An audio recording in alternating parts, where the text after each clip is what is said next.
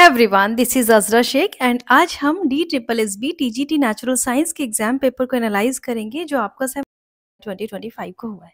Right. D triple S B क्या होता है, फुल फॉर्म पढ़ लेते हैं यहाँ पर, दिल्ली सब ordinate service selection board. Okay, तो यहाँ पर आपके पास टीजीटी नेचुरल साइंस का क्वेश्चन पेपर है जिसमें 200 क्वेश्चंस आपको मिलने वाले हैं। 200 क्वेश्चंस दो पार्ट में होते हैं। आपके पास 100 क्वेश्चंस होते हैं जनरल पेपर के और 100 क्वेश्चंस होते हैं सब्जेक्ट स्पेसिफिक। अब आपके सामने क्वेश्चंस ये है कि क्या 100 क्वेश्चंस वन टाइम में हमें मिलते हैं? बिल्कुल नहीं। आपको ये 100 क्वेश्चंस 5 पार्ट्स में डिवाइडेड होते हैं। 20 क्वेश्चंस आपको जो सबसे पहले आपके पास general intelligence and reasoning ability है उसके मिलेंगे, जो आपके सेक्शन 1 के अंदर आता है। तो सबसे पहले सेक्शंस में आपको 20 क्वेश्चंस मिलेंगे जो वन टाइम में आपको सॉल्व करने हैं। उसके लिए आपके पास टोटल क्वेश्चंस के लिए आपके पास 2 आवर्स का टाइम है, यानी कि 1 क्वेश्चन के लिए आपके पास 36 सेकंड्स होती हैं। ओके, अब ये 20 क्वेश्चंस आपको कितनी देर में करने हैं, इसका कोई टाइम लिमिट वहाँ पर नहीं होती। आप चाहें तो 2 आवर्स में भी कर सकते हैं, आप चाहें तो अपने अकॉर्डिंग इंटेलिजेंट तरीके से आप अपने टाइम को मैनेज कर सकते हैं। लेकिन आपको करना क्या है, अब आपको सिलेक्शन चाहिए तो ज़ाहिर है कि आपको टाइम वहाँ पर मैनेज करना होगा। आप 2 आवर्स तो वन सेक्शन को नहीं दे सकते क्योंकि आपको 200 क्वेश्चन सॉल्व करने हैं। सो सबसे पहले वन सेक्शन को आपको कितना टाइम देना है ये आपको मैनेज करना पड़ेगा पहले क्वेश्चन पेपर लगाकर। तो ज़्यादा से ज़्यादा आप क्वेश्चन पेपर लगाएंगे, आपको आइडिया हो जाएगा कि आपको फर्स्ट टाइम में कितने टाइम देना होगा। अब सबसे ज़रूरी चीज़, यहाँ पर आपको जो क्वेश्चन पेपर मिलता है उसमें सबसे पहले आपके पास जनरल इंटेलिजेंस और रीजनिंग एबिलिटी ही होती है।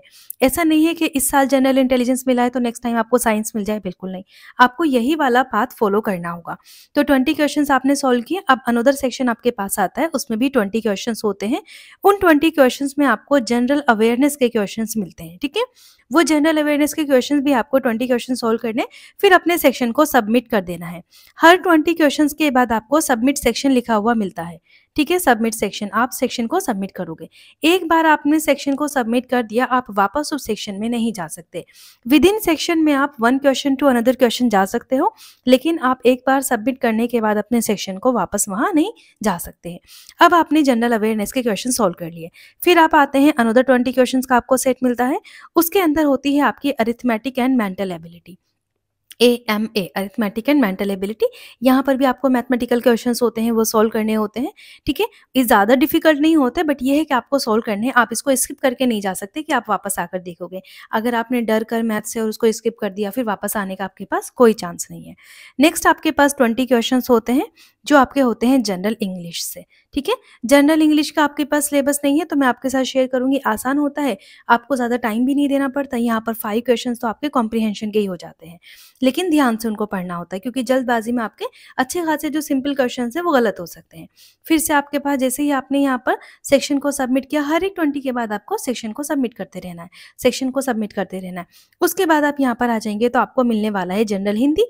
जनरल हिंदी में भी आपको 5 नंबर का कॉम्प्रिहेंशन ज़रूर मिलता है। उसके अलावा आपके पर्यायवाची, विलोम शब्द, ये सारे शब्द होते हैं वहाँ पर, बाकी और चीज़ें होती हैं। सो ये सारा आपका टोटल कितने हो गए, टोटल आपके पास हो गए 100 क्वेश्चन। इसलिए मैंने आपसे कहा कि जनरल पेपर के 100 क्वेश्चन है। ये 100 क्वेश्चन आपको वन टाइम में नहीं मिलेंगे, 1 बाय 1 20 क्वेश्चन का सेट मिलने वाला है। राइट, इसी के साथ आपको ऐसा नहीं है कि ये खत्म हो रहा है तो आपको वेट करना पड़ रहा है। फिर उन्हीं 2 आवर्स के अंदर जो आपको टाइम दिया गया है, आपका ये साइंस वाला पोर्शन शुरू हो जाता है, अगर हम टीजीटी नेचुरल साइंस की बात करें तो यहाँ पर आपका जो पैटर्न है वो है 90 to 10 का। अब ये 90 क्या है, ये आपके सब्जेक्ट स्पेसिफिक साइंस के क्वेश्चन होते हैं जिसमें आपके पास फिजिक्स, केमिस्ट्री, बायोलॉजी होती है। 10 क्वेश्चंस आपके मेथोडोलॉजी के होते हैं। क्या ये 90 क्वेश्चंस हमें एक साथ मिलते हैं? बिल्कुल नहीं, ये भी आपको कुछ सेक्शंस में डिवाइडेड होते हैं। यहाँ पर होता है आपके पास डिसिप्लिन 1। सबसे पहले 1 डिसिप्लिन के आपके पास 20 क्वेश्चंस का सेट होगा, वही सेम जो मैंने आपको बताया। इसमें आपके साइंस के क्वेश्चन होते हैं। ये कहीं पर भी नहीं लिखा हुआ है कि जो आपका डिसिप्लिन 1 है उसमें बायोलॉजी के क्वेश्चन है या केमिस्ट्री के या फिजिक्स के, कोई सा भी सेट वहाँ पर आपके सामने आ सकता है। उसके बाद आपके पास आता है डिसिप्लिन 2। डिसिप्लिन 2 में भी आपको 20 क्वेश्चंस मिलते हैं। ये भी आपका कोई स्पेसिफिक पैटर्न नहीं है कि आपको पहले बायोलॉजी क्या मिलेगी, बस आपको साइंस को ध्यान रखना है। ठीक है, इसीलिए साइंस के तीनों पार्ट्स, बेसिकली जो 4 पार्ट्स होते हैं, हम जूलॉजी, बॉटनी में भी डिवाइड कर देते हैं, सब कुछ को आपको इक्वल इंपॉर्टेंस देना है। राइट, उसके बाद आते हैं आपका डिसिप्लिन 3। डिसिप्लिन 3 में भी 20 क्वेश्चंस हैं। डिसिप्लिन 4 में भी आपको 20 क्वेश्चंस मिलेंगे। तो टोटल कितने हो गए यहाँ पर आपके पास 80 क्वेश्चंस। अब आपका लास्ट डिसिप्लिन आता है डिसिप्लिन 5, और डिसिप्लिन 5 में आपको 10 क्वेश्चंस मिलते हैं, वो भी साइंस के होते हैं। सो ऐसा कुछ नहीं है कि यहाँ पर आपका जो लेवल है वो बढ़ता जा रहा है, कि आपके पास पहले ईज़ी क्वेश्चन है फिर हार्ड, ऐसा कुछ नहीं है। आपके पास पहले हार्ड बाद में ईज़ी, पहले ईज़ी फिर हार्ड, ऐसा कुछ भी हो सकता है, ठीक है? कौन-सा सब्जेक्ट पहले आना है, लेकिन ये कुछ भी डिटरमाइन नहीं कि कौन-सा सब्जेक्ट पहले आना है। जैसे आपका यहाँ पर सेक्शंस में है कि पहले आपको जनरल इंटेलिजेंस ही मिलेगी, रीजनिंग एबिलिटी मिलेगी, उसके बाद जनरल अवेयरनेस मिलेगा। यहाँ ऐसा कुछ नहीं है आपके डोमेन में, क्योंकि आपका डोमेन पूरा साइंस का है। आप बायोलॉजी के या केमिस्ट्री के या फिजिक्स के स्पेशलिस्ट नहीं हैं, इसीलिए आपको साइंस के क्वेश्चंस मिलते हैं। जो लास्ट के 10 क्वेश्चंस हैं वो आपके मेथोडोलॉजी, आपकी पेडागोजी से रिलेटेड होते हैं। तो यहाँ पर जो टीचिंग मेथोडोलॉजी होती है, ठीक है, वो उससे रिलेटेड आपके 10 क्वेश्चंस होते हैं। तो इस तरीके का आपके पास क्वेश्चन पैटर्न है। 200 यहाँ पर क्वेश्चन है, 2 आवर्स का आपके पास टाइम है। इस सबको ध्यान रखना है। अभी भी कोई आपको क्वेरी है तो आप मुझसे पूछ सकते हैं। अब हम क्वेश्चन पेपर सॉल्व करते हैं। ये एकदम ओरिजिनल क्वेश्चन पेपर आपके सामने है। अब आपका क्वेश्चन ये होगा कि ये जो क्वेश्चन पेपर मेरे सामने है, ये क्वेश्चन पेपर में सही आंसर क्या है, कैंडिडेट का आंसर क्या था, ऐसा कुछ नहीं है। जैसा एनटीए आपको दिखाती है, उसके लिए जो नेट वगैरह के एग्जाम होते हैं वहाँ पर कैंडिडेट की आंसर की अलग होती है। यहाँ ऐसा कुछ नहीं दिया होता, वो कैंडिडेट ने क्या ऑप्शन चूज़ किया है वो नहीं है। यहाँ पर सिर्फ कैंडिडेट को आंसर क्वेश्चंस मिल जाते हैं कि ये क्वेश्चंस आपने अटेम्प्ट किए थे, इनका ये आंसर है। अब कैंडिडेट ने क्या अटेम्प्ट किया था उसको खुद याद होना चाहिए, ठीक है? तो यहाँ पर जितने भी आपको ग्रीन कलर में जो 4 ऑप्शंस होंगे, उनमें ग्रीन कलर में जो आपको मिलेगा वो सही आंसर होगा, ठीक है? इसको आपको ध्यान रखना है, ठीक है? अब हम चल लेते हैं क्वेश्चन पेपर की तरफ। तो सबसे पहला यहाँ पर आपके पास क्वेश्चन है, in the following triad each group of the letter is related to the subsequent one following a certain logic. हमेशा आपको इसी तरह के क्वेश्चन मिलेंगे। तो जब बार बार आप क्वेश्चन पेपर पढ़ोगे या बार बार सोल्व करोगे क्वेश्चन पेपर को, तो आपको फिर ये सब पढ़ने की जरूरत नहीं मिलेगी, ठीक है? आप समझ जाओगे कि यहाँ पर आपको सेम लॉजिक वाला है पैटर्न उठाना है। अगर आप रीजनिंग करते हो तो इतना आपको आइडिया होगा। चलिए मैं सोल्व कर देती हूँ, ठीक है? यहाँ पर DIVE, पहले हम यहाँ पर कोई पैटर्न आइडेंटिफाई कर लेते हैं। DIVE, VDIE, EVID। तो हमें समझ आ रहा है ना कि ये अल्फाबेट्स कहीं ना कहीं इधर उधर कर दिए गए हैं। तो पहले वाले को अगर हम लास्ट वाले से देखें तो DIVE, अगर हम इस डायरेक्शन में जा रहे हैं तो वापस डायरेक्शन में जाएं तो ये आपको मिलेगा DIVE, ठीक है? अब सेकंड वाले को देखते हैं। ई आपका लास्ट में था, लास्ट में ही रखा हुआ है। डी यहाँ पर है लेकिन वी की पोजीशन आगे कर दी है, तो डी को भी हम यही कहेंगे, वहीं का वहीं रखा हुआ है, बस वी की पोजीशन हमने आगे कर दी है, आई की पोजीशन इधर कर दी है। चलिए सेकंड वाले में देख लेते हैं। यहाँ पर है COLD, इस डायरेक्शन में जाए, वापस आते हैं COLD, ठीक है? अब सेकंड वाला देखते हैं। डी आपका लास्ट में एज इट इज रखा है, सी यहाँ पर है, एल की पोजीशन इधर कर दी है, ओ की पोजीशन इधर कर दी है।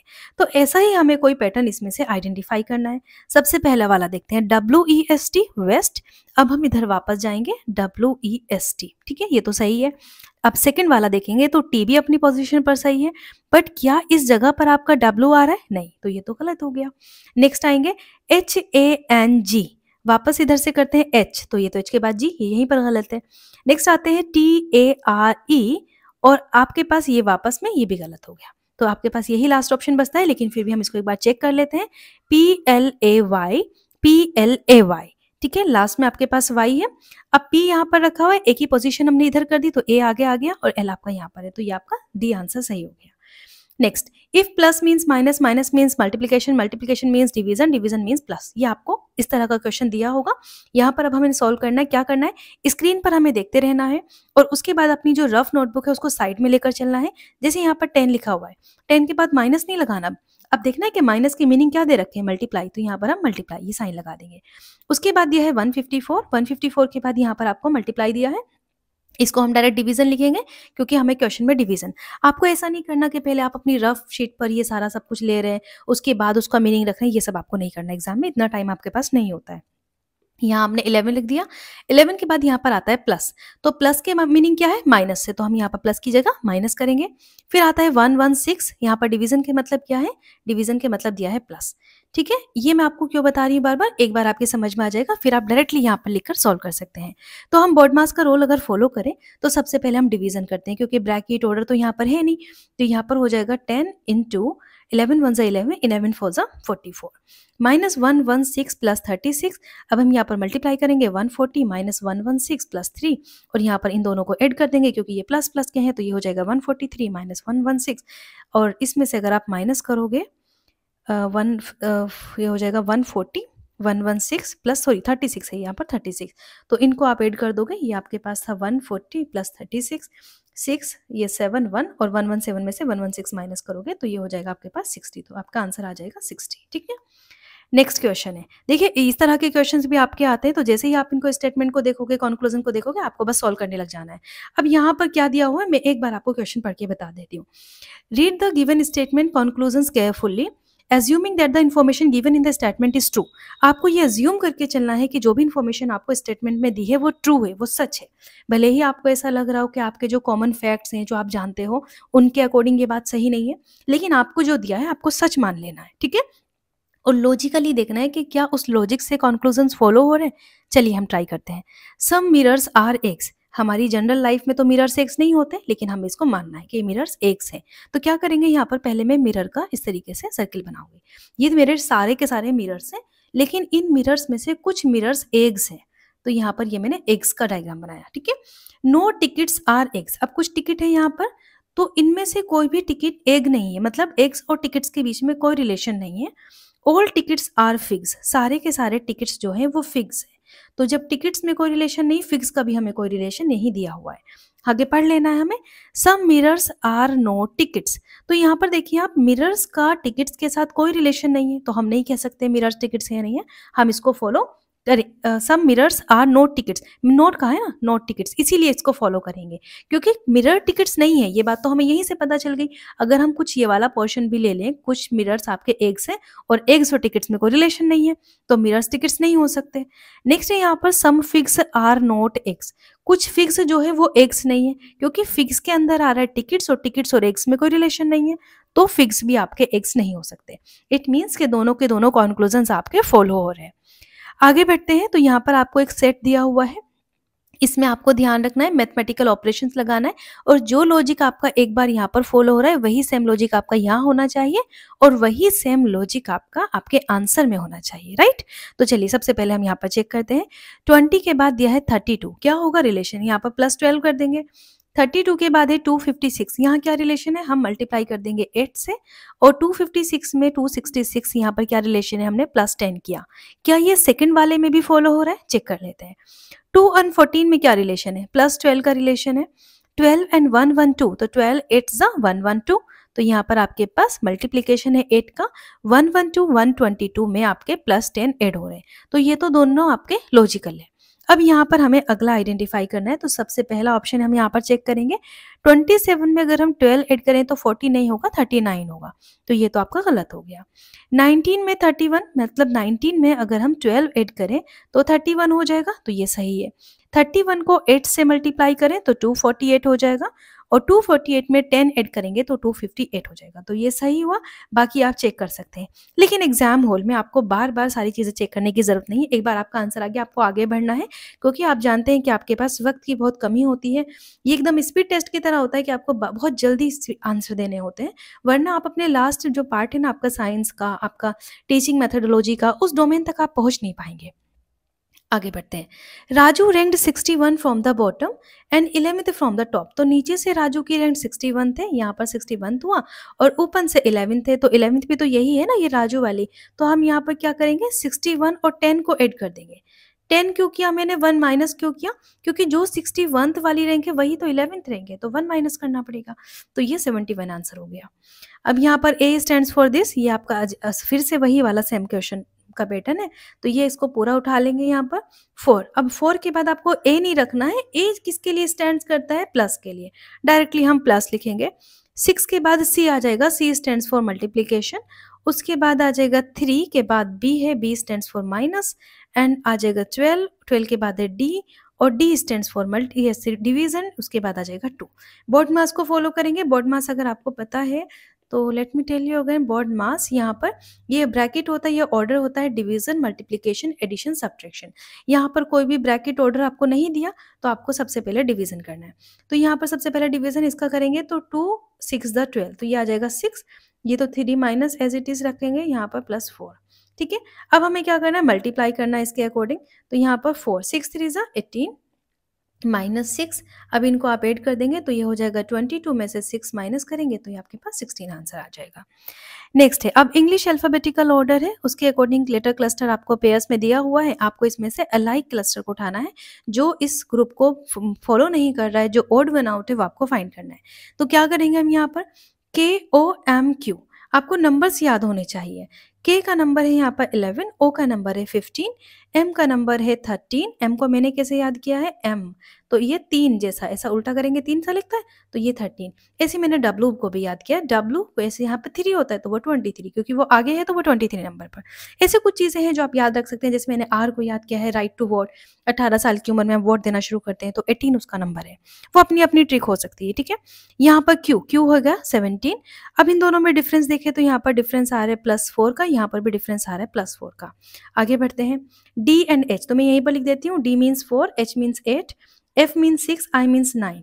तो यहाँ पर तो +4 का डिफरेंस है, यहाँ पर +9 3 का डिफरेंस है, तो ये आपका गलत हो गया, इट मीन्स यही आपका आंसर है।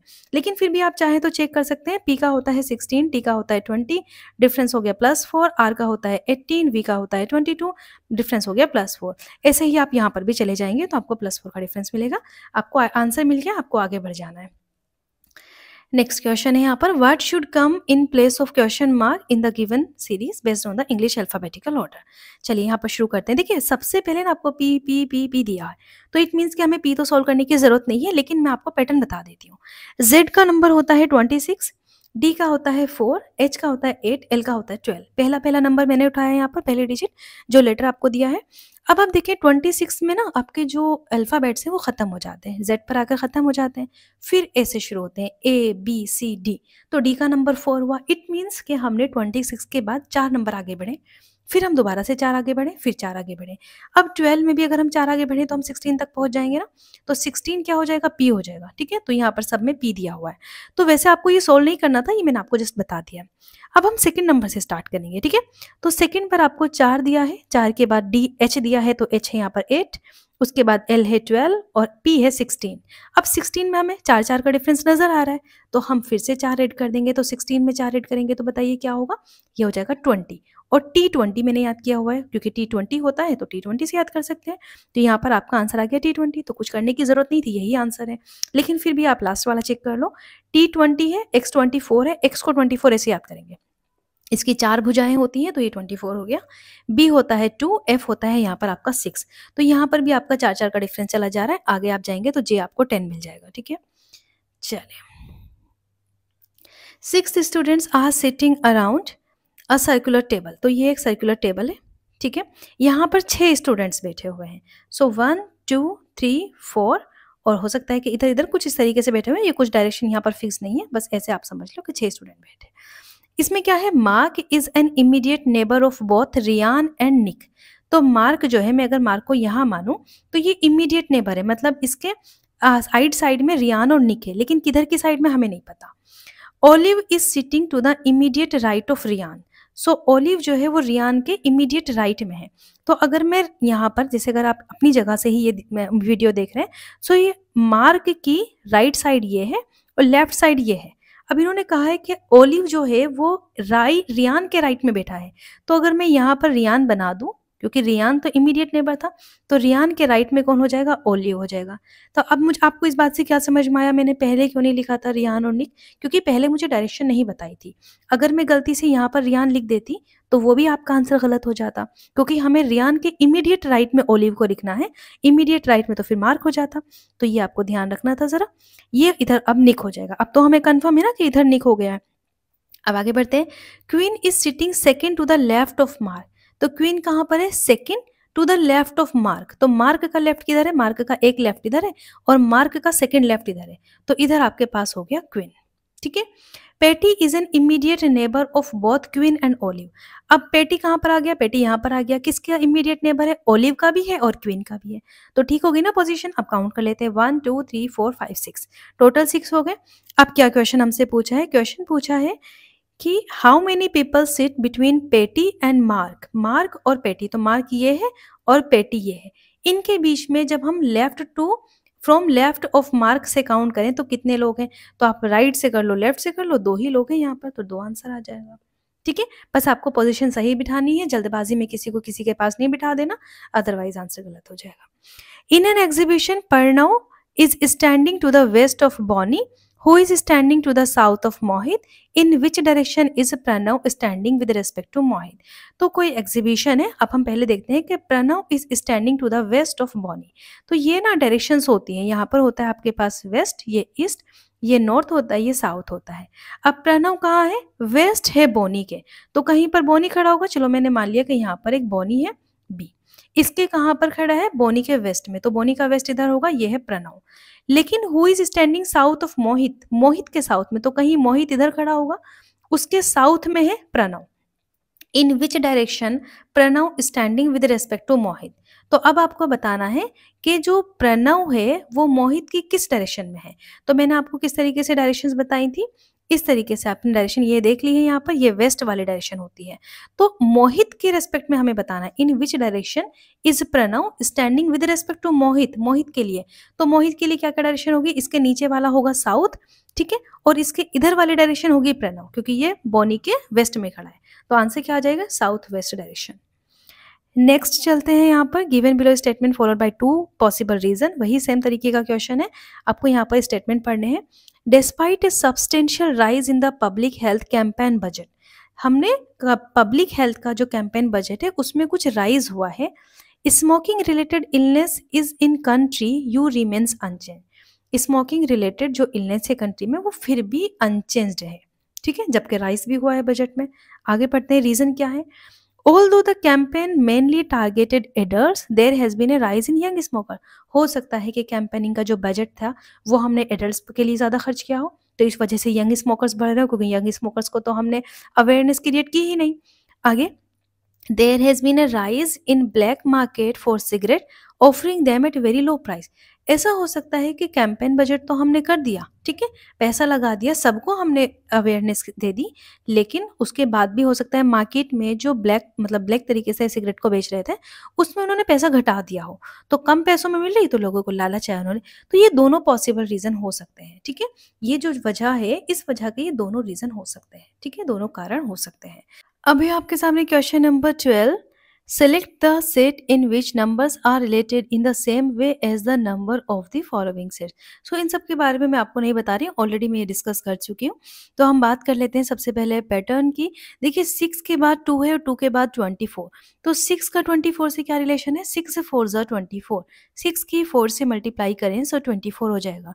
बट ये 4 कहाँ से लाएं, अगर 2 का डबल कर दें तो 4 नहीं होगा, यही देखते हैं यहाँ पर 4 का 48 से क्या रिलेशन है, 12 4 ज़ा 48, तो 4 की मल्टीप्लाई 12 से करें तो 48 आएगा। बट ये 12 कहाँ से लाएं, 6 का डबल कर दें, जैसे हमने 2 का डबल किया था। यही पैटर्न आपको अदर्स में देखना है।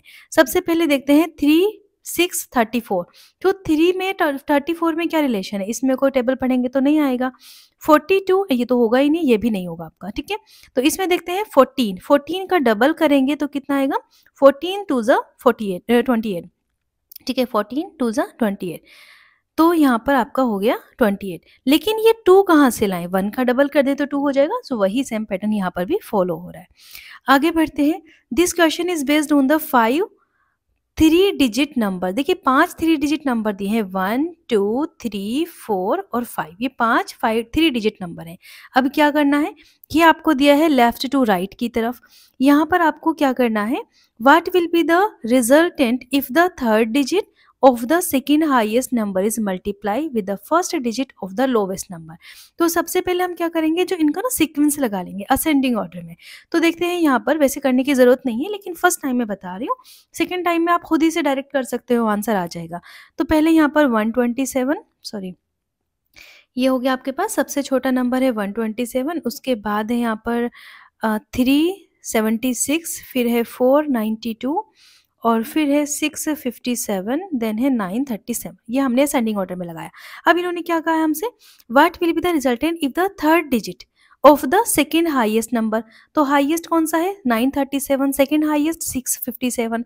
इसकी थर्ड डिजिट उठानी है, थर्ड डिजिट कौन सी होगी 1 2 3, थर्ड डिजिट होगी 7, तो ये 7 हो गया। उसको मल्टीप्लाई करना है with the first digit of the lowest number, lowest है 127, इसकी फर्स्ट डिजिट है 1, तो 1 से मल्टीप्लाई करेंगे आंसर 7 आ जाएगा। ठीक है, now what should come in place of the question mark, question mark में क्या आना चाहिए यहाँ पर, देखिए 13 के बाद 23 33, ये तो 10 10 बढ़ रहा है, तो यहाँ पर 63 हो जाएगा, 53 में 10 ऐड कर दो, सिंपल है। आगे बढ़ते हैं, based on the English alphabet वही सेम प्रोसीजर फॉलो करना है। तो चलिए यहाँ पे स्टार्ट करते हैं। जे का नंबर, जे का नंबर होता है 10, एल का होता है 12, ओ का होता है यहाँ पर 15 और क्यू का होता है 17। तो समझ आया कितने का डिफरेंस, 2 का, और यहाँ पर भी 2 का डिफरेंस। आगे बढ़ते हैं, आर का नंबर होता है 12, सो यहाँ पर हो गया सॉरी 18, आर 18 और टी होता है 20, तो ये तो 20 2 का डिफरेंस हो रहा है, लेकिन आगे देख लेते हैं। वी होता है 22, डब्ल्यू होता है 23, तो इन दोनों में 1 का डिफरेंस है, तो ये आपका गलत हो जाएगा, जो कि आपका आंसर है। बाकी आप चाहो तो चेक कर सकते हो, एल होता है 12, एन होता है 14, डिफरेंस 2 का हो जाएगा, क्यू होता है 17, एस होता है 19, डिफरेंस 2 का हो जाएगा। एसी एफएच में भी आप चेक कर सकते हो। Next, in certain code language, truer is coded this, ours is coded this. What is the code for S in the given code? देखिए ये जो क्वेश्चन है ना, इसमें अगर आप देखें, सो R है, यहाँ पर R का नंबर 5 दिया है, ठीक है, लेकिन यहाँ पर R है और R का नंबर यहाँ पर 6 दिया है, तो एक सेम वर्ड, एक सेम लेटर का नंबर इन्होंने दोनों कोड में अलग अलग दिया है। तो हम डायरेक्टली यहाँ से तो कोड नहीं उठा सकते, क्योंकि अगर आप चाहो कि S का नंबर 7 करना, तो वो तो आंसर नहीं होगा, ठीक है। 5 और 4 अलग अलग चीज़ों के लिए यहाँ पर दिए हुए हैं, हालांकि 6 भी यहाँ पर आर के लिए दिया है, आंसर इन्होंने 6 दिया है, तो ये थोड़ा सा डिफिकल्ट क्वेश्चन है। अगर आपको ये क्वेश्चन का पैटर्न समझ आता है तो आप मुझे बताइए, इसका आंसर 6 दिया हुआ है, वैसे इसमें से इसका कोई भी आंसर नहीं आता है, ठीक है।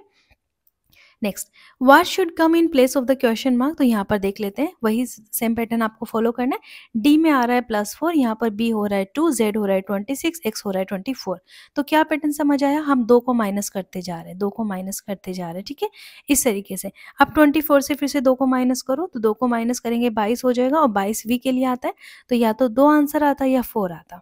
आगे बढ़ते हैं, बी है 2, जेड है 26, यहाँ 24 फिर 22, 22 से फिर से 2 माइनस करेंगे, तो यहाँ पर 20 आ जाएगा, तो T20 आंसर आ गया। तो ये आपके पास VT, ये भी आ सकता था VT, अब हमें सारे ही देखने पड़ेंगे, तो लास्ट वाला भी चेक कर लो।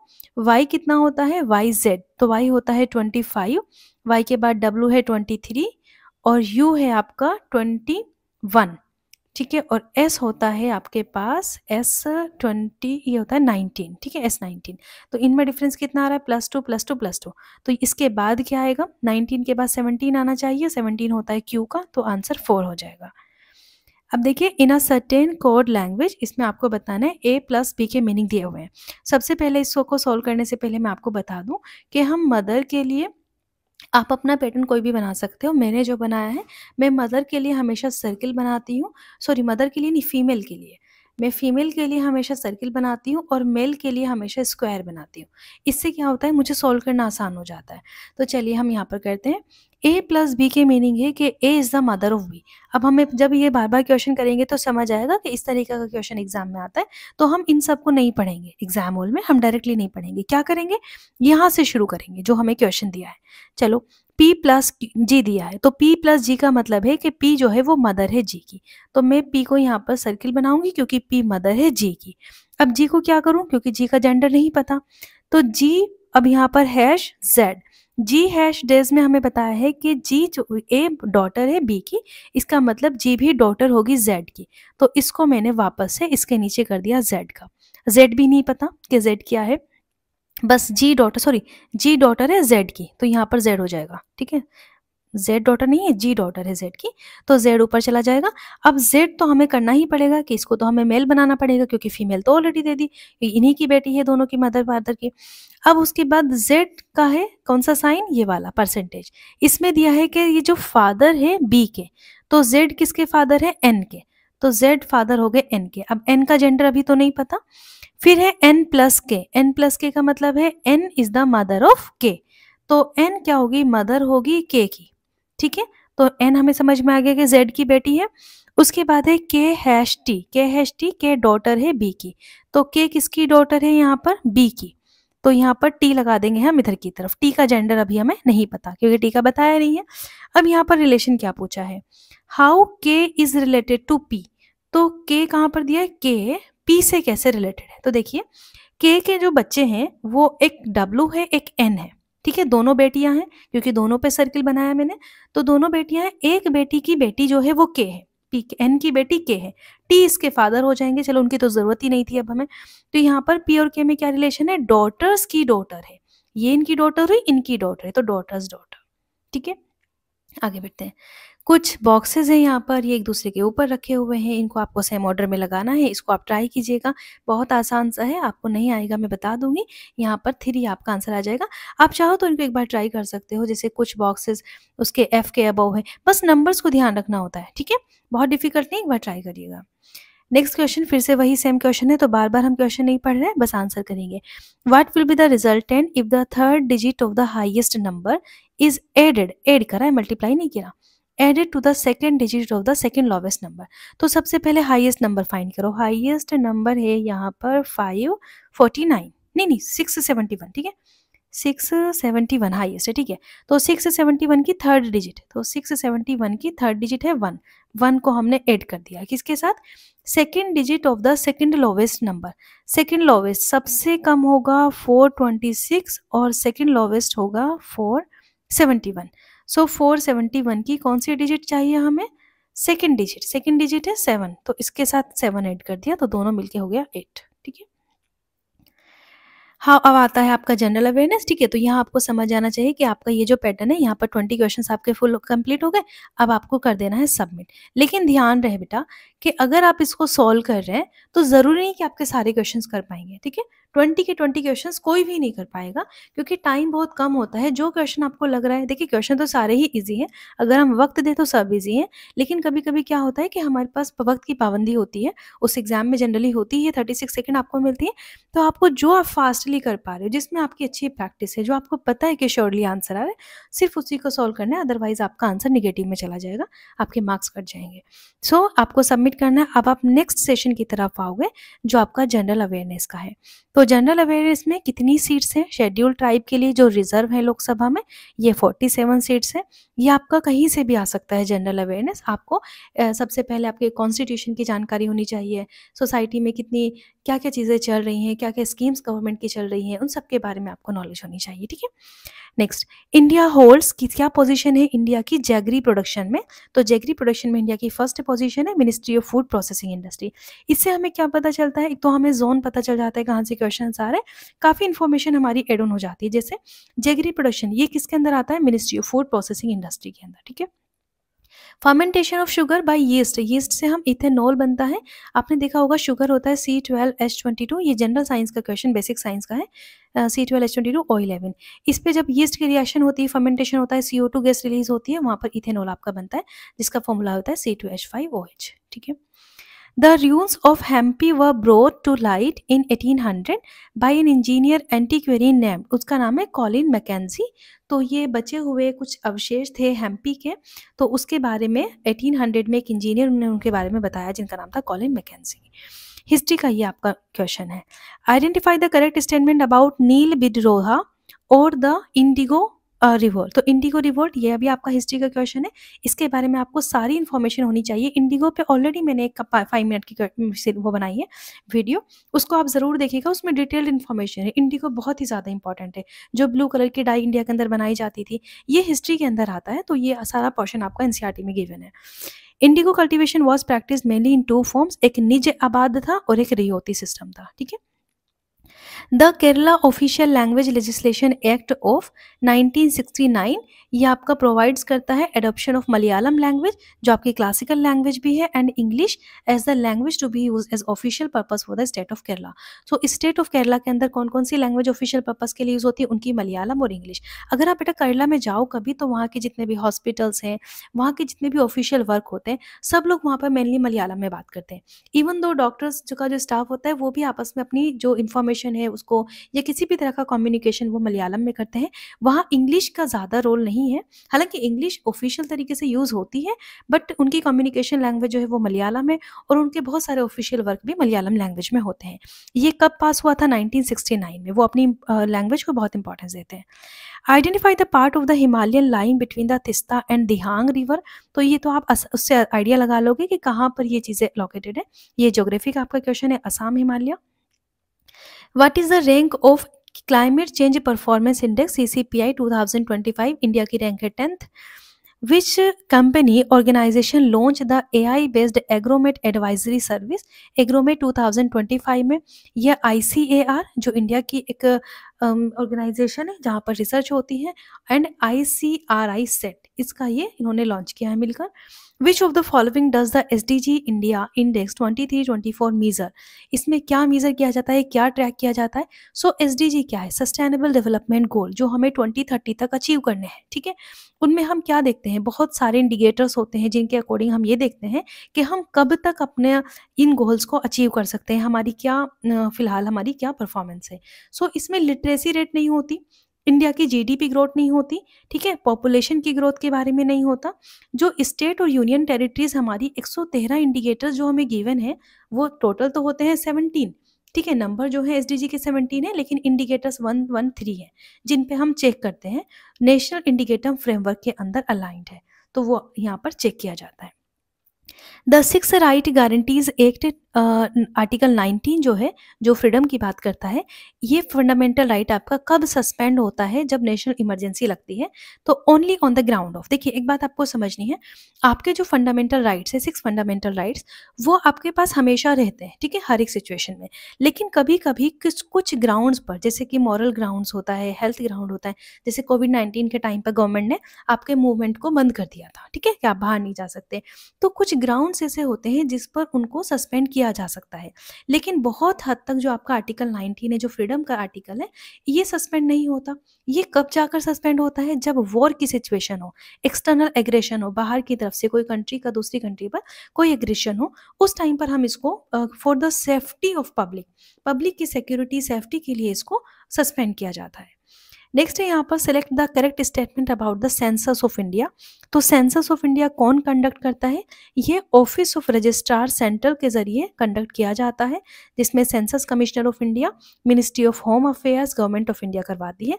डिकेडल सेंसस है, हर 10 साल के बाद होता है, लेकिन अभी हमारा जो लास्ट सेंसस है वो 2011 को हुआ था, जिसके मुताबिक ये 2021 को हेल्ड होना था, बट कोविड-19 की वजह से ये नहीं हो पाया है। सो मोस्ट ऑफ द जो रिपोर्ट्स है वो कह रही है कि ये 2026 को आपका कंडक्ट किया जाएगा, ठीक है। नेक्स्ट, खासी, पुआर, गारो, ये एंड इंग्लिश, ये कहाँ की ऑफिशियल लैंग्वेज है? देखिए लैंग्वेज से 2 क्वेश्चंस आ गए, केरला की लैंग्वेज और एक नॉर्थ ईस्ट की लैंग्वेज के बारे में। ये अगर आपको नाम याद हो, पहाड़ी के नाम है, ये पहाड़ी कहाँ पर है? मेघालय में लोकेटेड है। तो इससे आप सॉल्व कर सकते हो कि वहाँ की पहाड़ी है तो वहाँ की ऑफिशियल लैंग्वेज, क्योंकि वहाँ की लैंग्वेजेस है, वहाँ की इतनी कम्युनिटी नाम से जानी जाती है, तो मेघालय आंसर होगा। उसके बाद है Kalinga Kisan silver card is specially design to. एक बात ध्यान रखनी है, सारे क्वेश्चंस के बारे में आपको इन्फॉर्मेशन नहीं होगी। जो साइंस के बच्चे हैं बेसिक इन्फॉर्मेशन उनको होती है, क्योंकि ये साइंस का पेपर है इसलिए मैं बात कर रही हूँ। जो कुछ चीज़ें ऐसी हैं जो एकदम आउट ऑफ द कॉन्टेक्स्ट आपको मिलेंगी, तो मेरी एडवाइस ये है कि आप इस तरह के क्वेश्चंस को अटेम्प्ट ना करें, क्योंकि ये हर किसी के साथ होता है। आपको ये अलग नहीं है कि आपको ये बातें नहीं आ रही हैं तो आप कुछ नहीं जानते, ऐसा नहीं है। आपको अपने सब्जेक्ट की अच्छी इन्फॉर्मेशन होनी चाहिए, उसको आपको अच्छा सॉल्व करना आना चाहिए। जब हम सब्जेक्ट की तरफ जाएंगे तो आपको लगे थोड़ा अपनापन सा फील आएगा। साइंस के बच्चे होते हैं ना, तो उनको लगता है कि हाँ अब हमारे वाली बात आ गई। तो ऐसा नहीं कि सब कुछ छोड़ देना है, ज़्यादा से ज़्यादा मेहनत करनी है, पढ़ना है अगर आपको सिलेक्शन चाहिए तो। बट हाँ, जो क्वेश्चंस ऐसे हैं जो एकदम आउट ऑफ द कॉन्टेक्स्ट है, उनको आपको स्किप करके चलना है, ठीक है। तो आपको वही वाली यहाँ पे ट्रिक अपनानी है कि आपको अटेम्प्ट करना है, स्किप करना है, अटेम्प्ट करना है, स्किप करना है, ठीक है। ज़रूरी नहीं, ऐसा नहीं है कि सीक्वेंस में, लेकिन जो नहीं आता उनको स्किप करना है, उसके लिए दुखी नहीं होना, क्योंकि वो आपके नंबर्स को बढ़ा सकता है कम, अदरवाइज अगर आपने गलत किया तो मार्क्स कम हो जाएंगे। सो यहाँ पर है कालिंगा किसान सिल्वर कार्ड, ये स्पेशली बनाया गया था ताकि हम जो क्रेडिट किसानों को दिया जाता है उसको एक्सटेंड कर सके to the small and marginal farmers. पहले बड़े फार्मर्स को मिल जाता, लेकिन हम उसको एक्सटेंड कर दें छोटे और मार्जिनल फार्मर्स के लिए भी। अब है archaeologist found palaeolithic tools as the site along the river Luni. River Luni के पास जो हमें अवशेष मिले हैं, जो आर्कियोलॉजिस्ट ने फाइंड करे हैं, सो वो कहाँ पर है? वो राजस्थान से रिलेटेड है। नेक्स्ट है यहाँ पर ओवरसीज सिटीजनशिप ऑफ इंडिया। ये स्कीम इंट्रोड्यूस करी गई सिटीजनशिप एक्ट में इंडिया के through an amendment in which of the year 2005 में। In which year the Telugu Academy created in Andhra Pradesh for the promotion of Telugu language. तो अब आपको समझ आ जाना चाहिए कि जनरल अवेयरनेस जिसमें 20 क्वेश्चंस आते हैं, उसमें आपके 3 क्वेश्चंस लैंग्वेजेस से हैं। तो आपको लैंग्वेजेस कितने अच्छे से पढ़नी है। अगर आप लोगों को पता है NEP 2020 में भी 3 लैंग्वेज फॉर्मूला की बात हुई है, तो आप लोगों से मेरी एक रिक्वेस्ट है कि जो कोठारी कमीशन है, अगर आप लोगों ने पढ़ा है कोठारी कमीशन के बारे में, उसमें भी 3 लैंग्वेज फॉर्मूला की बात हुई है। तो जितने बच्चे जानते हैं कि NEP 2020 के 3 लैंग्वेज फॉर्मूला और कोठारी कमीशन के 3 लैंग्वेज फॉर्मूला में क्या डिफरेंस है, वो प्लीज मुझे कमेंट करके बताएंगे। ओके, नेक्स्ट, तो यहाँ पर तेलुगु एकेडमी क्रिएटेड आंध्र प्रदेश में for the promotion of Telugu language 1968। अब यहाँ पर है short run marginal cost is calculated by which of the following change in the total cost divided by the change in output. The expression, इसको आपको scientific notation में लिखना है। तो साइंटिफिक नोटेशन क्या होता है? एक डिजिट होती है, उसके फौरन बाद हमें यहाँ पर डॉट लगाना है, पॉइंट लगाना है, उसके बाद आगे बढ़ना है। तो जैसे आपके पास 4 6 है, 460, अगर मुझे इसको साइंटिफिक नोटेशन में लिखना हो तो मैं लिखूंगी 4.6 इंटू 10⁻²। ये 10⁻² कहाँ से है? यहाँ से 2 नंबर। आप साइंस के बच्चे हैं तो आपके तो डिफिकल्ट होगा ही नहीं ये काम, तो आप कर सकते हो। यहाँ पर काउंट कर लेंगे 1 2 3 4 5, 5 के बाद यहाँ पर हमें पॉइंट लगाना है, तो 2.1 इंटू 10⁻⁻5। माइनस क्यों लगाया? क्योंकि नंबर्स 0 के इधर थे। अगर आपके पास इस तरीके से होता 2 1 0 0 0 0, सो 1 2 3 4 5, तब हम 2.1 10⁻+5 करते हैं। तो +5 यहाँ नहीं होगा, यहाँ -5 होगा। Which of the following functions is typically performed by financial institution? Financial institution manufacturing automobiles, तो फाइनेंशियल इंस्टीट्यूशन बनाते तो नहीं है ऑटोमोबाइल्स को, उनकी सेविंग्स को फैसिलिटेट करना, इन्वेस्टमेंट को फैसिलिटेट करने की बात बताते हैं, तो ये उनका फंक्शन हो गया। अब यहाँ पर आपके 20 क्वेश्चंस कंप्लीट हुए। अब आपको सेक्शन को सबमिट कर देना है, और सबमिट करने के बाद आप वापस नहीं जा सकते। अगर आपको कोई क्वेश्चन लग रहा है कि इधर उधर में कुछ और कर सकती थी या कर सकता था, तो आप जाकर देख लीजिए, अदरवाइज आप सबमिट कर दीजिए, आगे बढ़िए। यहाँ पर नेक्स्ट क्वेश्चन आपका अरिथमेटिक एंड न्यूमेरिकल एबिलिटी से है। एरोप्लेन कवर्स करता है सर्टेन डिस्टेंस, स्पीड यहाँ पर दी है, आवर्स में दिया है किलोमीटर आवर। देखिए किलोमीटर आवर यूनिट है, आंसर भी किलोमीटर आवर है, तो कुछ चेंज करने की ज़रूरत नहीं है। 5 आवर्स आपको यहाँ पर टाइम दिया है, तो आप कर सकते हो आसानी से। सो स्पीड का फॉर्मूला क्या होता है? Distance upon time. आपको क्या करना निकालना है यहाँ पर? To cover the same distance. I think यहाँ पर आगे का क्वेश्चन मिसिंग है, क्योंकि यहाँ पर आप क्या निकालोगे? डिस्टेंस तो निकाल लोगे स्पीड इंटू इससे, तो आपको डिस्टेंस तो मिल जाएगा। सो यहाँ पर हो जाएगा डिस्टेंस 240 इंटू 5, 50 20 2 5 2 10 1 2, ये तो हो गया 12। लेकिन सेम डिस्टेंस को कवर करने के लिए इन्होंने कुछ स्पीड दी होगी, जो इसके अंदर शायद PDF में थोड़ी मतलब हो सकता है एरर हो, इस वजह से ये नहीं आया। बट ये क्वेश्चन आसान है, आपको सिर्फ क्या करना था, यहाँ पर डिस्टेंस फाइंड कर लेनी थी। उस सेम डिस्टेंस के लिए उन्होंने कुछ यहाँ पर टाइम दिया होगा, और उस टाइम के लिए आपको फिर स्पीड निकालनी होगी। तो स्पीड का फॉर्मूला डिस्टेंस अपॉन टाइम से आप लगा सकते हो। If 35% of a number exceeds 20% of it by 18, then the number is।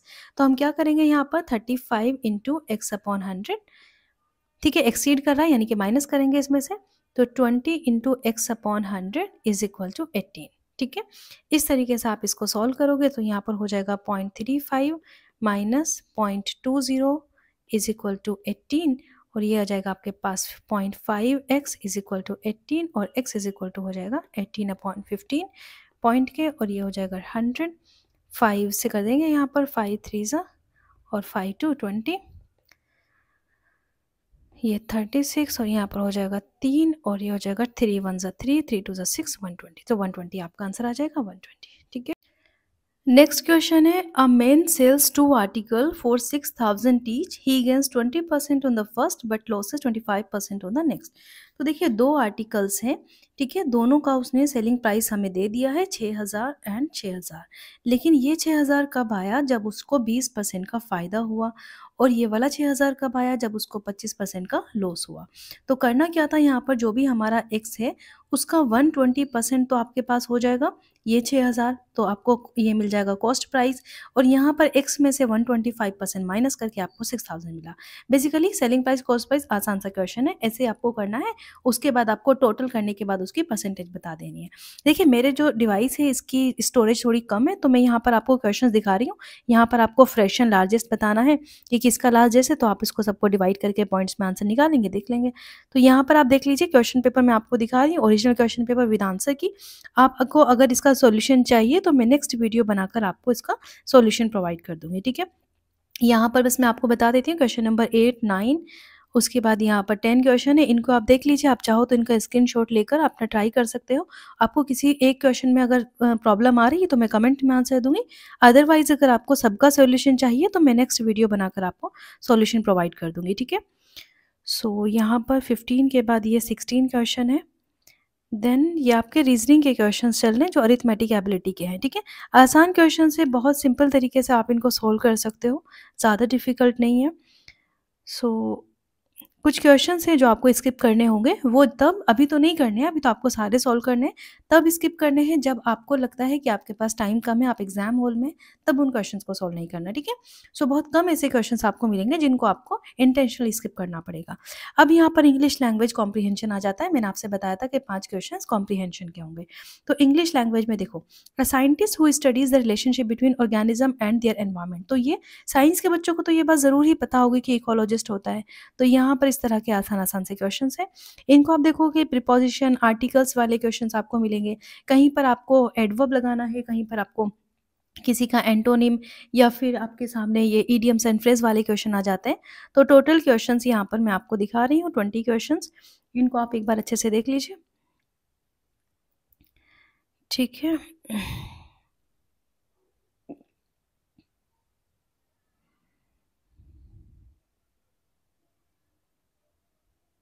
ये आपके सामने कॉम्प्रिहेंशन है, और कॉम्प्रिहेंशन में आपके आंसर्स इतने सिंपल हैं यहाँ पर कि जो बिना देखे भी आप कर सकते हो, लेकिन कॉम्प्रिहेंशन का एक तरीका होता है कि आपको उसको पढ़कर ही आंसर देने हैं। तो आप उसको ज़रा ध्यान से आंसर करिएगा, क्योंकि साइंस के बच्चों के लिए ईज़ी हो जाता है ये सारी चीज़ों को करना, लेकिन फिर भी आपको कोशिश करनी है कि आप पैराग्राफ को पढ़ लें एक बार, उसके बाद सॉल्व करें। अब हिंदी का आ जाता है यहाँ पर, कितने आसान से क्वेश्चन है। सुरेश परिवार के साथ पंचमंडी घूमने के लिए गया। तो घूमने के लिए, घूमने से लिए तो नहीं हो सकता, तो ये तो आप हिंदी लैंग्वेज हम बोलते हैं, तब भी हम इसको आसानी से कर सकते हैं। जीवन के प्रत्येक क्षेत्र में आचरण की महिमा अपार है। तो क्षेत्र में इस तरीके से आंसर आ जाएगा। तो ये बहुत ही, आपको कुछ जगह पर पर्यायवाची याद करने होंगे। कुछ पर्यायवाची जो इम्पोर्टेंट है उनको मैं आपको बता दूँगी। अगर मैं इसकी नेक्स्ट वीडियो बनाती हूँ, अगर आप लोगों को ज़रूरत है, तो तब मैं आपको बता दूँगी कहाँ पर पर्यायवाची, कौन-कौन से विलोम शब्द आपके इम्पोर्टेंट होते हैं, या फिर यहाँ पर कौन-कौन किस तरह से आपको जो आपका ये दिया होता है, कॉम्प्रिहेंशन दिया होता है, उसको आपको सॉल्व करना है, ठीक है। तो ये आपके हिंदी के क्वेश्चन पेपर हैं। ये आपके सामने कॉम्प्रिहेंशन है, कॉम्प्रिहेंशन के क्वेश्चंस यहाँ पर 5 क्वेश्चंस दिए हैं। तो हिंदी, इंग्लिश तो आपके लिए वैसे ही आसान हो जाती है, क्योंकि कुछ तो बातें हमारी जनरल लाइफ़ की होती हैं उसमें।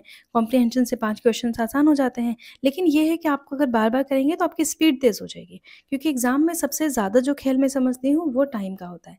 अब देखिए डिसिप्लिन से क्वेश्चन आते हैं। तो डिसिप्लिन में यहाँ पे न्यूलैंड्स का ऑक्टेव्स जो और लॉ है, उससे क्वेश्चन पूछा गया है। सो यहाँ पर आपको पता है कि वो 40 से ऊपर नहीं जाता था। जब मास 40 से ऊपर, तो कैल्शियम का 40 होता है, उससे बियॉन्ड की वो बात नहीं करते थे, जो ट्रायड यहाँ पर बताया जाता है। सो इसमें ज़रा आप देख लें, ये क्वेश्चंस आपके हैं। तो मैं आपको क्वेश्चन पेपर ही दिखा रही हूँ सिर्फ़, क्योंकि अभी तो मैं सॉल्व नहीं कर पाऊँगी, यहाँ पर टाइम की कमी है, क्योंकि मेरी वीडियो लंबी नहीं करना चाह रही हूँ, बिकॉज़ सॉल्व करने में टाइम लगेगा, इसलिए सिर्फ़ आपको क्वेश्चन पेपर दिखा रही हूँ। If you want the solution you can ask me for the another video. But ये क्वेश्चन पेपर आपको मिलना भी इम्पॉर्टेंट है, क्योंकि पूरा क्वेश्चन पेपर जनरली आपको नहीं मिलता है। एंड सॉल्यूशन तो आप देख ही सकते हैं, क्योंकि आपको जहाँ-जहाँ पर भी ये क्वेश्चन मिलेंगे तो लोग अलग-अलग तरीके से स्लाइड बना देते हैं। मैंने डायरेक्ट पेपर आपके सामने रख दिया है। व्हाट इज़ ये डिसिप्लिन 2 आ जाता है, जब 20 क्वेश्चन सबमिट हो जाएँगे तो डिसिप्लिन 2 में एंटर कर देंगे। What is the main advantage of converting ammonia into urea for terrestrial animal? तो क्या होता है, पानी का कंजर्वेशन होता है। देखिए, टेरेस्ट्रियल एनिमल्स जो होते हैं वो यूरिया को आपका एक्सक्रीट करते हैं। उनकी बॉडी में जो अमोनिया होता है उसको, अमोनिया हाईली टॉक्सिक होता है। जो फिशेज़ वगैरह होती हैं वो अमोनोटेरिक होती हैं, उनके पास पानी की कमी नहीं है, तो वो तो अमोनिया रिलीज़ कर देती हैं। लेकिन हम लोगों के पास जो टेरेस्ट्रियल एनिमल्स हैं, ऑर्गेनिज़्म है, हम यूरिया एक्सक्रीट करते हैं, क्योंकि हम अपने जो वो ज़्यादा टॉक्सिक है उसको कम टॉक्सिक में कन्वर्ट करते हैं, ताकि हमारा पानी भी बच जाए।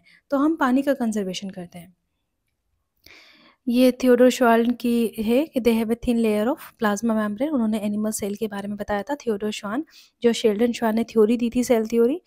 सो ये बहुत ही आपके ये सेल वाले क्वेश्चन है। फिर उसके बाद कोल एंड पेट्रोलियम।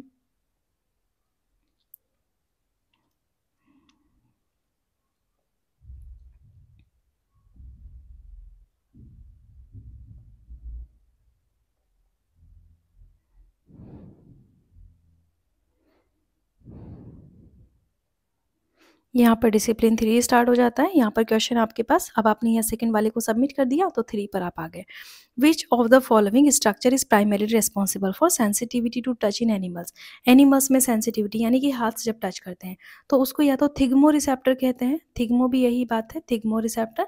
थिग्मो इसमें ऑप्शन नहीं है तो मैकेनो रिसेप्टर।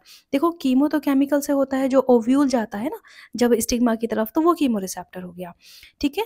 उसको कीमोट्रोपिज्म भी कहते हैं। थर्मो रिसेप्टर होता है जब आप टेम्परेचर से, और फोटो रिसेप्टर सनलाइट से। तो यहाँ पर आपके सामने आंसर बचता है मैकेनो रिसेप्टर। अब यहाँ पर टाइम पीरियड अगर डबल कर दें, टाइम पीरियड का फॉर्मूला होता है T is equal to 2 pi under root GM/R।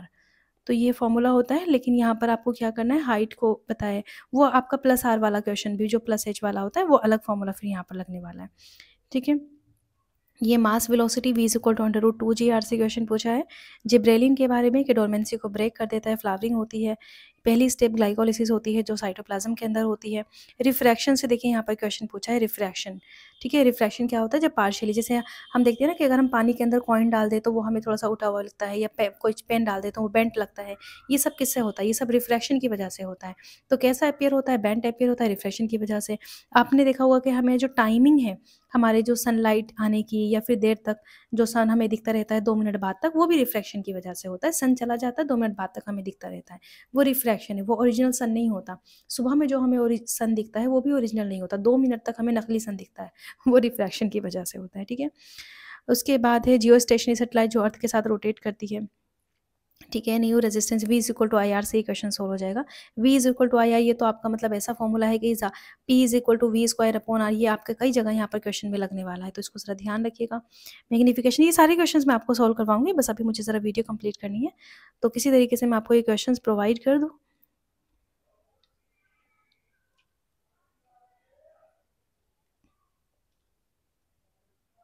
अब डिसिप्लिन 4 यहाँ पर आपका शुरू हो जाता है, इसमें भी आपको 20 क्वेश्चंस मिलने वाले हैं। देखिए, जो मैं आपको बता रही थी, p is equal to v² upon r, तो ये आपके सामने पूछ लिया।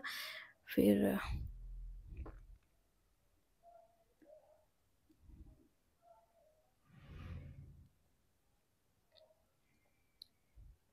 अब यहाँ पर आपके सामने ये आ जाते हैं 12 क्वेश्चंस। ये ओज़ोन के बारे में पूछा है कि कहाँ पर होती है, स्ट्रेटोस्फेयर में। अच्छा, ओज़ोन भी 2 तरह की होती है, गुड ओज़ोन होती है, एक बैड ओज़ोन होती है। तो गुड ओज़ोन आपकी स्ट्रेटोस्फेयर जो लेयर के अंदर ओज़ोन लेयर होती है उसको गुड ओज़ोन कहते हैं। वो हमारे जो सन से जो लाइट आती है, अल्ट्रावायलेट रेज़, उनको एब्ज़ॉर्ब करती है। बैड ओज़ोन क्या होती है, जो एक पॉल्यूटेंट है, जो ट्रोपोस्फेरिक में होता है, तो वो यहाँ पर लेयर का नाम भी नहीं दिया, लेकिन वो बैड ओज़ोन होती है। फिर यहाँ पर आपके पास है, देखिए, टर्माइट्स, लेडीबग। फिर ये आपका डिसिप्लिन 5 आ जाता है, ऑटोइम्यून डिसीज़ के बारे में पूछा है, जब सेल अपनी बॉडी के टिश्यूज़ को ख़त्म करती हैं। ऑटोइम्यून डिसीज़ जैसे रूमेटॉइड आर्थराइटिस, या फिर विटिलिगो भी एक ऑटोइम्यून डिसीज़ है, विटिलिगो, जिसको मैं फेस कर रही हूँ। सो ये आपकी ऑटोइम्यून डिसीज़ कहलाती है। So activation of cells, antigen presentation by macrophage हो जाएगा। अच्छा देखिए, ये क्वेश्चन ये मेरी एकेडमी से रिलेटेड है तो आपको ज़रूर याद होना चाहिए। विच of the following organism is primarily producer in the marine ecosystem. तो मरीन इकोसिस्टम के अंदर सबसे ज़्यादा प्रोड्यूस करने वाले फाइटोप्लैंक्टन्स होते हैं, जो हमारे अर्थ को मोर देन 40% ऑक्सीजन प्रोवाइड करते हैं।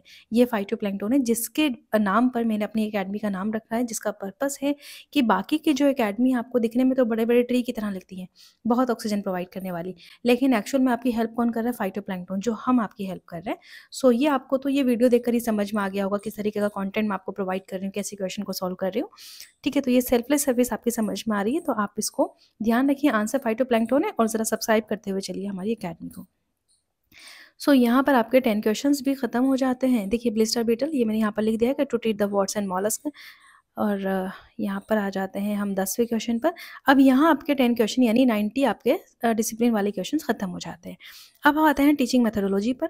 तो ये 10 क्वेश्चन आपके टीचिंग मेथोडोलॉजी के बचते हैं, जैसे मैंने आपको स्टार्टिंग में बताया था। इनको आप एक बार देखिए, कितने ईजी क्वेश्चन है। कहीं पर भी आपको कोई क्वेरी आ रही है तो आप मुझे कमेंट कर सकते हैं। आई होप कि मैं सेकेंड वीडियो आपको दूंगी, जिसमें एक डिटेल वीडियो आपके जो बचे हुए क्वेश्चन रह गए उनको सॉल्व करेंगे हम। सो यहाँ पर तो फाइनल आंसर आपके सामने है। So all the best, thank you so much.